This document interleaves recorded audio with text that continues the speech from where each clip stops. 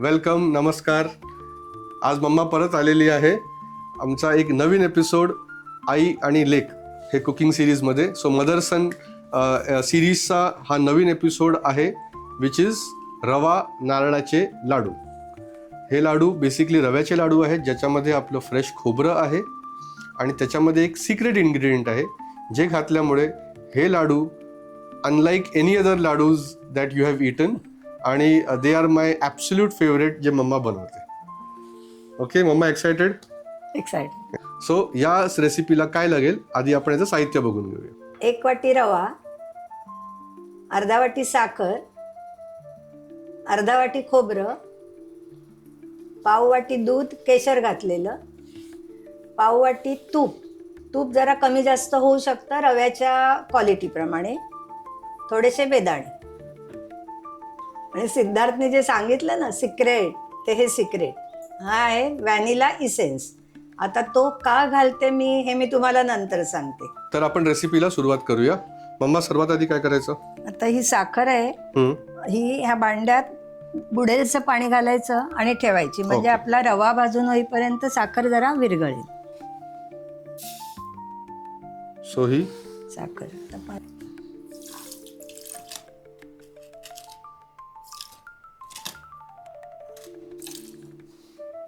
So आपल्याला ह्याचा काय पाक वगैरे करायचा नाहीये, बरोबर? आत्ता नाही करायचा, नंतर करायचं. पण हे जरा विरघळेल. हा, हे आपण आधी का करतोय, कारण जोपर्यंत रवा भाजून होतो तोपर्यंत ती साखर सॉफ्ट होते आणि मग आपला गॅस कमी वापरला जातो पाक करायच्या वेळेला. ओके, आता हे झालं. आता नेक्स्ट रवा भाजायला ठीक आहे. आता पहिल्यांदा मी तूप थोडं घालते, मग आपल्याला लागेल तसं घालायचं. ओके, व्हेरी गुड, बरोबर. चल, आता रवा दे, जरा तूप तापते. हा रवा काय जाडा बारीक? हा मीडियम असतो, म्हणजे अगदी बारीक असतो तो नाही घ्यायचा, आणि खूप जाडा असतो म्हणजे तो लापशी वगैरे. तसा हा मीडियम, म्हणजे त्याला जाडा पण म्हणतात. ओके, आता हे मी घालते आणि अगदी मंद शेकावर, जराही गॅस वाढवायचा नाही. हो. सो हा बेसिकली आपला 1 वाटी रवा.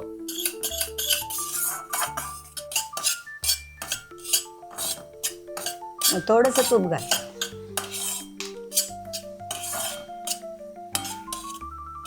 थोडं. म्हणजे तू हे जेव्हा तूप घालतेस तेव्हा तू काय बघते? म्हणजे आता तुम्हाला का सांगितलं अजून तूप घालायला? ज्यांना फर्स्ट टाइम करायचं असेल त्यांना असं म्हणजे कसं कळेल की हे कमी आहे, हे जास्त घालायचं? ते जरा असं कोरडं वाटलं ते आता बघ, जरा तो तुपाचा रंग जो आहे तो ह्या रव्याला लागला, म्हणजे आपण कसं मोहन वगैरे घालतो तेव्हा कळतं ना आपल्याला जरा उंच. हा, तसं हे दिसतं. पण जेव्हा जर कोणी हे बघून रेसिपी फर्स्ट टाइम करणार असलं, ओके, तर हे समजा तूप जास्त झालं तर काय होईल, आणि समजा तूप खूप कमी पडलं तर काय होईल?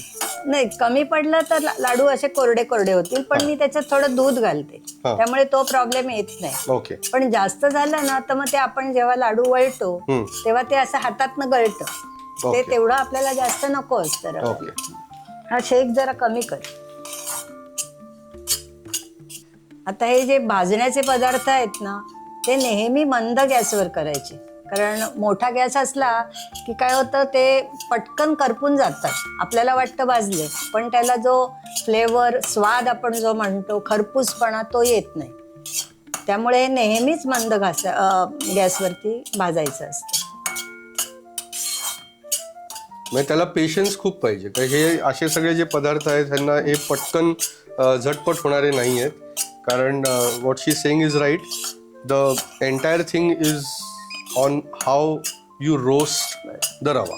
बरोबर. आणि आता हे बघ, खोबऱ्याने लाडू लवकर खराब होऊ शकतो, त्यामुळे आपण खोबरं पण लगेचच घालून खोबरं पण चांगलं खरपूस भाजायला पाहिजे.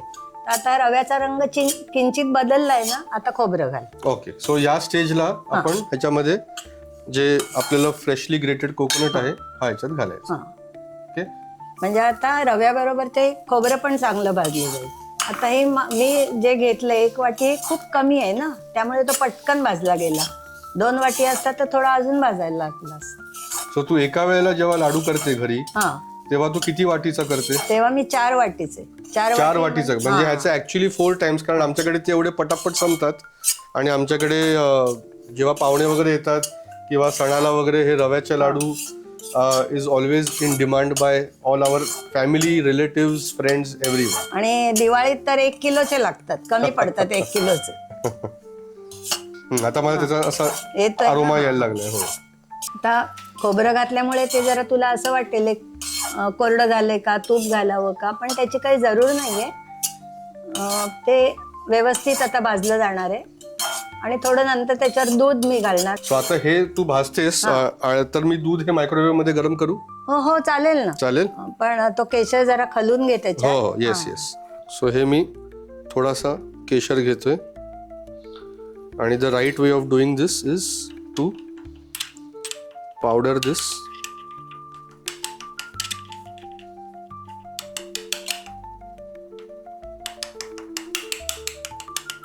ओके, हे असं करून झालं की मग ह्याला लिक्विडमध्ये घाला while it is still cold or room temperature.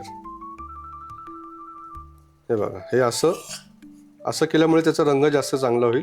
थंड याच्यात घाला आणि हे मिक्स करून झालं की आता ह्याला आपण गरम करूया. सो आता हा झालेला आहे रवा आणि नारळ भाजून. त्याचा रंग एकदा नीट बघून घ्या. हा बघा, आणि हे आपण केशर घातलेलं जे दूध गरम केलं ह्याचा सुद्धा छान रंग याच्यात उतरलेला आहे. सो हे घालूया मम्मा. आता गॅस बंद केलाय मी, कारण त्याच्यात चांगलं गरम झालेलं आहे, ते जास्त नको आहे. ओके, आता हे केशरवालं दूध ह्याच्यात घालूया.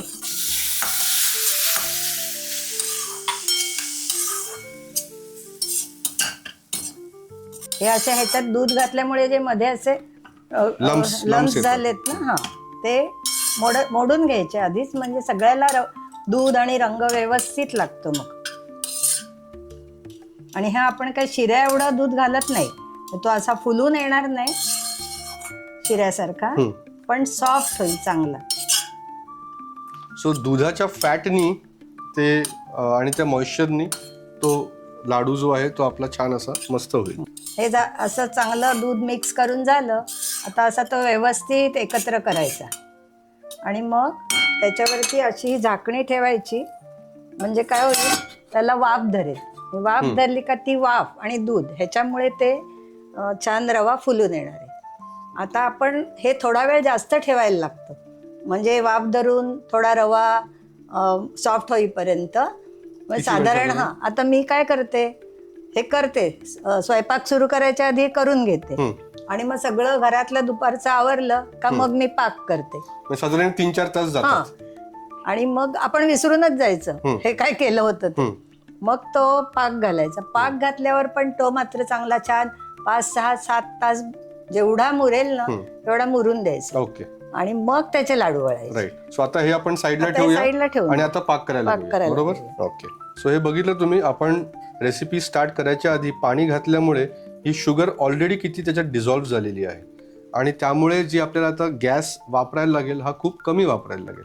So these are simple tricks from a housewife's point of view, how to budget and save your resources. So please make a note of these things. आता आपण याचा पाक करायला चालू करूया. ह्याचं काय कन्सिस्टन्सी पाहिजे तुला? 1 तारी म्हणतो, म्हणजे अशी बोटाला लावून अशी 1 तार आली की झालं, नाहीतर सो 1 स्ट्रिंग कन्सिस्टन्सीचा पाक हवाय आणि मंद शेकावर. ओके,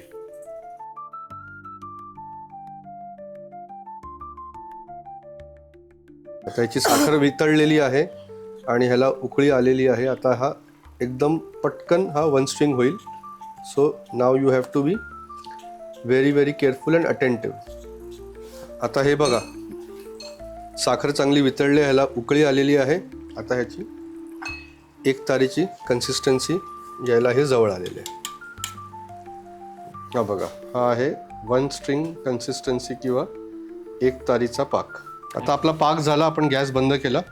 आता ह्याच्यामध्ये हे बेदाणे ह्याच्यात घालायचे, म्हणजे ते छान त्याच्यात फुलून येतील. आणि हा व्हॅनिला एसेन्स हा तू जरा अंदाजाने घाल, थोडा घाल. हो, तर हे व्हॅनिलाचं काय ते सिक्रेट आहे हे सगळ्यांना सांग. सिक्रेट म्हणजे मजा, लहान होती ना मुलं तेव्हा नेहमी घरात काहीतरी डब्यासाठी लागायचं, लाडू, चिवडा, वड्या असंच असायचं. एकदा रव्याचे लाडू करायला घेतले आणि आयत्या वेळेला वेलचीची पावडर संपली होती आणि करायला घरात वेलची पण नव्हती, पण व्हॅनिलाची बाटली दिसली, म्हटलं आपण हे घालून बघूया आता, आणि ते मी घातलं आणि घातल्यावर ते लाडू मुलांना एवढे आवडले, म्हणाले मम्मा हे काहीतरी वेगळंच केलेस ते आज, खूप छान आहे, तू नेहमी असेच करत जा. तेव्हापासून आता मुलगा एवढा मोठा झाला, त्याच्या मुलींना पण आता हेच आवडतं. आणि आमच्याकडे जे कोणाचे मित्र जे कोणी नातेवाईक आहेत ते तुझे लाडू काहीतरी वेगळे असतात. वेगळे म्हणजे फक्त हे व्हॅनिला इसेन्सची कमाल आहे ही. आता काही जणांना नाही आवडत व्हॅनिला, त्यांना अगदी पारंपरिक वेलचीच लागते. पण ते ज्याची त्याची आवड आहे त्याला काय आपण काही करू शकत. इनफॅक्ट रव्याच्या लाडूमध्ये बरेच लोक म्हणजे पिठी साखर सुद्धा घालतात, हो. पण ही पाकामुळे जी कन्सिस्टन्सी येते, तुम्ही लाडू जेव्हा होतील तेव्हा बघा what difference does it make. आणि मी शंकरपाळीत पण व्हॅनिला इसेन्स घालते, त्यांना ती छान अशी बिस्किटासारखी लागते. सो आता हा पाक आपण या भाजलेल्या रव्यामध्ये घालायचं. बरोबर. सो आयडियली हे दूध घातल्यानंतर एक 3-4 तास आपण हे कव्हर करायचंय आणि हे त्यानंतर हे ओपन करून ह्याच्यामध्ये हा 1 तारीचा पाक, ज्याच्यामध्ये बेदाणे आणि वनिला असा आहे, हे आपण याच्यामध्ये घालणार आहोत. तो सगळा नीट असा त्या चमच्याने काढून हो हो, येस. आता हे परत छान असं एकत्र करून घ्या.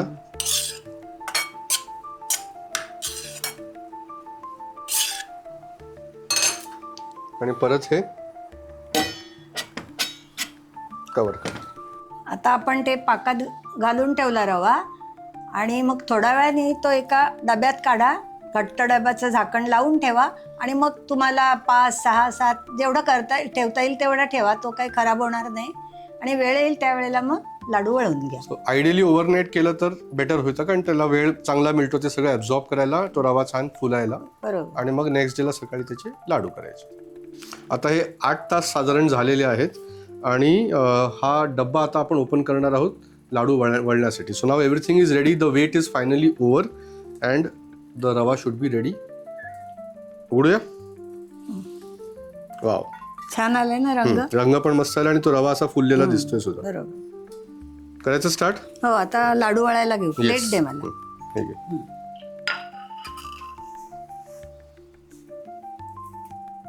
आणि ना मी लाडवाची साईज अशी नेहमीच थोडीशी मिडियमच ठेवते, खूप मोठी नाही ठेवत.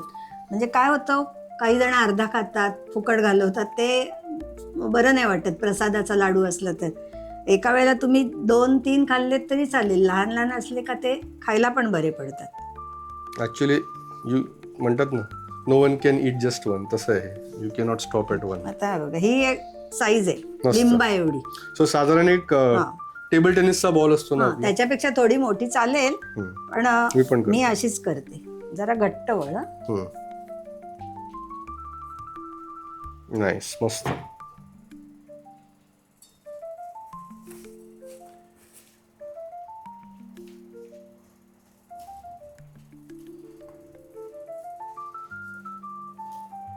सो ऍक्च्युली माँ के हात का, म्हणजे हात लागलेला आहे ना, म्हणून माँ के हात का, त्याची पण चव असते ना.